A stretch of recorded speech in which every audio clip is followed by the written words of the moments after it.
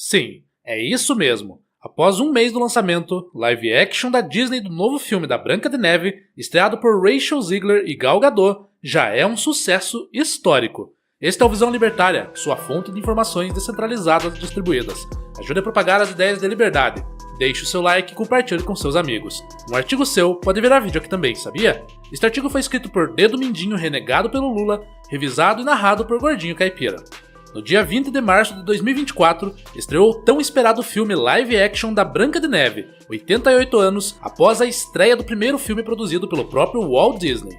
A versão de 2025, dirigida pelo renomado cineasta Mark Webb, foi lançada sob grande expectativa, pois o remake live action da versão original seria comparado com a grandeza da animação original de 1937, que foi um divisor de águas no cinema mundial, tarefa desafiadora para os produtores e elenco da versão atual, que escalaram um time de atores e atrizes de peso e investimentos à altura para que a nova versão superasse a versão original. Com um gasto divulgado pela produção do filme em torno de 269 milhões de dólares, o remake estreado por Rachel Zegler e Gal Gadot levou mais de 3 anos para ser produzido. Alguns sites especializados dizem que esta cifra chegou próximo dos 300 milhões, devido à ocorrência de algumas revisões e refilmagens de cenas, como por exemplo, a troca das criaturas mágicas interpretadas por atores reais e não muito parecidos com anões, por anões feitos por computação gráfica, para evitar a perpetuação de estereótipos sobre pessoas com nanismo, tendo até tirado do tema do filme original os 7 anões, ficando apenas Branca de Neve.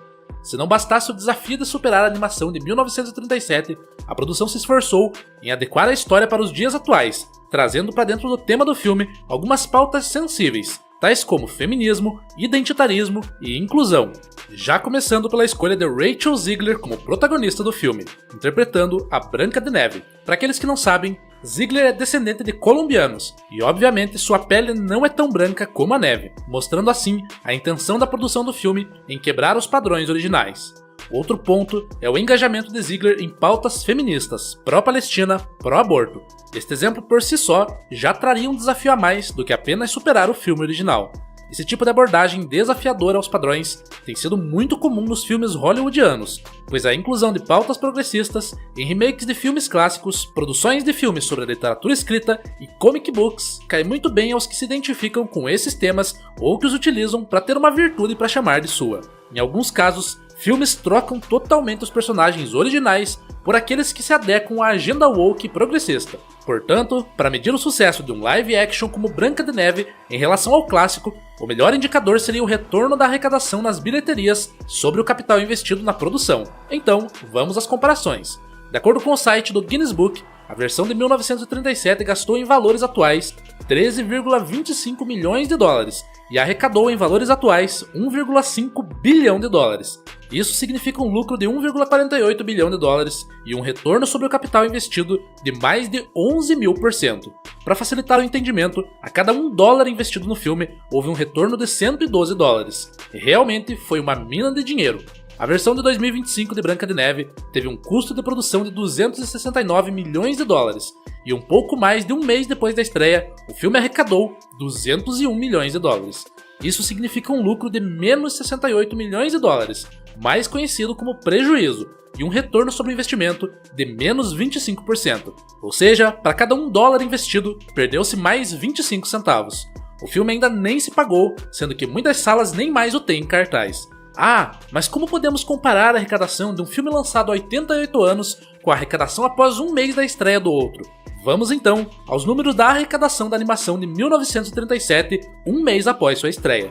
Nos primeiros 30 dias de sua estreia, Branca de Neve e os 7 Anões de 1937 arrecadou mundialmente 8 milhões em valores da época, que hoje equivale a 177,4 milhões de dólares. Em resumo, um mês depois de sua estreia, o filme de 1937 se pagou 13 vezes, enquanto de 2025 sequer se pagou uma vez, e provavelmente não se pagará, já que com a baixa adesão do público, ele já está saindo de cartaz. Mesmo daqui a 88 anos, Branca de Neve de 2025 não se pagaria, considerando os juros dos empréstimos e investimentos feitos pelos acionistas, que poderiam estar ganhando com margens de lucro em outros investimentos, mas aguardam uma reviravolta na arrecadação pífia. Ao que se deve essa diferença entre os dois filmes, sendo que o atual teria um orçamento maior, tecnologia e elenco de ponta? Esperava-se o oposto, não é mesmo? A questão é o que já acontecia no decorrer das gravações e as informações que o elenco tinha permissão de falar em suas entrevistas com a mídia. Por diversas vezes, a protagonista Rachel Zegler, em entrevistas, demonstrou seu desprezo pelo filme original, dizendo que era defasado, que o de agora é atualizado e que não seria mais sobre uma história de amor, mas sim sobre liderança feminina, que o Príncipe Encantado não teria um papel tão importante na nova versão, entre outras coisas. Todas essas declarações, até um certo tempo, endossadas pelos diretores do filme, já que eles escolheram uma atriz controversa para o papel e que eles próprios fizeram essa adaptação para os temas atuais, logo sairiam de controle e gerariam um efeito muito negativo. Hoje, as redes sociais instantaneamente demonstram o que as pessoas pensam sobre algum assunto. O público rapidamente começou a demonstrar seu descontentamento sobre as falas arrogantes de Zegler, desconectadas do legado do filme original e sem compromisso com os fãs. E isto levantou um sinal amarelo nos bastidores, havendo até intervenção dos produtores a Rachel, sem muito resultado. Assim como vemos ocorrer nas mídias mainstream, no poder político e nas redações de jornais, a desconexão desses artistas e produtores com a população, de modo geral, chega ao ponto de ruptura com os valores da sociedade. Por algum tempo, estes artistas, jornalistas, políticos e minorias detentoras de poder conseguiam impor seus produtos, vontades e ideias a ponto de convencer a sociedade de uma maneira geral. Esse convencimento se dava pelo fato desta mesma sociedade não poder se ouvir e perceber que a maioria das pessoas possuíam seus valores e princípios idênticos, porém opostos aos que vinham dos detentores do poder. Hoje, com a informação descentralizada e distribuída, a sociedade passou a trocar mais informação e perceber que pensam igual entre si. A maioria das pessoas querem ir ao cinema e ver um filme para se entreter, da mesma forma que fizeram aquelas pessoas em 1937. Walt Disney sabia deste anseio das pessoas e deu a elas o que elas queriam.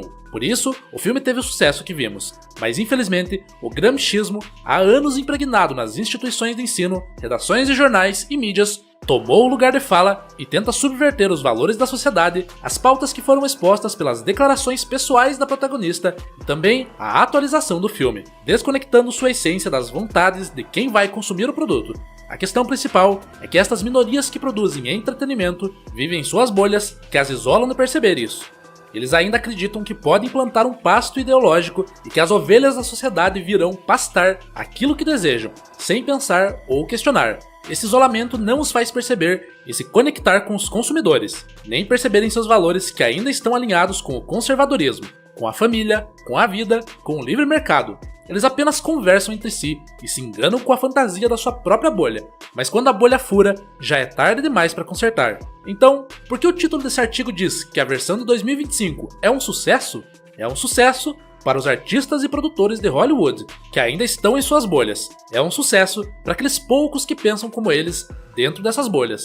É um sucesso quando, finalizada a obra, ao assistirem juntos dos seus, contemplam suas ideias e esperam que sejam engolidas como capim pelo resto da sociedade, que está mais preocupada em vencer na vida através de um trabalho livre, do empreendedorismo, da relação do livre mercado e com suas famílias. Sociedade, em sua maioria, que apenas quer ir ao cinema, se entreter com uma obra que atire um pouco da dura realidade e que não diga o quanto suas ideias estão erradas. Quanto à bolha progressista dos artistas e produtores hollywoodianos, que em sua total maioria possuem viés progressista de esquerda, lucro é o que menos importa. O que importa a eles é o produto criado que visa a desconstrução do que sempre funcionou, da destruição moral e da quebra de padrões.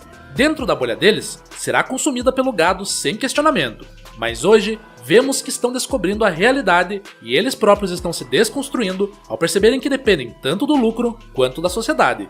Já não é de pouco tempo que muitos cineastas e artistas estão se voltando para o clássico, original e fantasioso, sem a pretensão de politizar pautas, mas sim entregar ao público aquilo que ele quer, pois perceberam que a sociedade está se falando e percebendo sua força a ponto de fazer com que algo ruim seja deixado para trás sem valor. Porém, existem aqueles que insistem no erro, a ponto de apoiarem a censura ao acesso da sociedade aos meios de informação descentralizada, pois sabem que somente assim poderiam ter de volta as ovelhas em seu pasto.